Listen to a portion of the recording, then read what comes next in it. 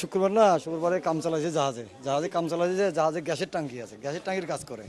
তো ওই সাইডে হচ্ছে পামরুম ওখানে বিষাক্ত গ্যাস ছিল। ওই বিষাক্ত গ্যাসটা হয়তো কাটার মানে কাটি দেওয়ার সাথে বিষাক্ত গ্যাসটা ছড়িয়ে পড়ার পর যেগুলো আসিল যেখানে সব অজ্ঞান হয়ে পড়ে গেছে।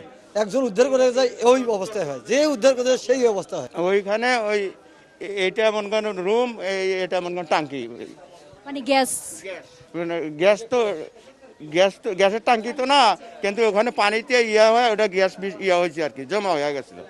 তো ওইখানে কাটার ধরবার জন্য কেবল করছে, তখন ওইখানে গ্যাসগুলো বাইরে হয়, সম্পূর্ণ রুমের মানুষকে সবারই বিষাক্ত গ্যাস, তো সবারকে আক্রমণ করে। আমার তো দেখে একটা কল আসে, ওই আমার সমুদ্রে মারা গেছে।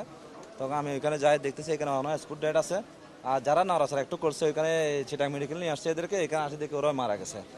ওইখানে আমার ওই ঘটনাস্থল হলো আর কি, ধরেন না ফেরদৌসি স্টিলে ওরা গ্যাস চারতে গিয়েছিল, গ্যাসটা লিকেজ হয়ে ওরা নিঃশ্বাসটা বন্ধ হয়ে যায়, ওইখানে বাস্ট হয়ে যায় আর কি, অনেক লোক মারা গেছে।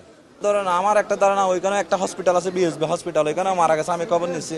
ইয়ারও আছে কতগুলো মারা গেছে, হ্যাঁ ওইখানে ধরেন না 15-20 জন মারা যেতে পারে। না ওইখানে যেগুলো স্পট ডেট আছে ওইগুলো এখানে আছে। আমরা গাড়ির করে নিয়ে আসছি, এগুলো 6 জনের মধ্যে একজন বাঁচে আছে, 5 জন চলে গেছে স্পট ডেট, আর ওইখানে গেছে 5। হ্যাঁ আমার ধারণা তো ওইগুলো, আমার ধারণা আমি ওইখানে আগেই কাজ করছিলাম, আমি আগে বিগত আরো 10 বছর আগে কাজ করছিলাম।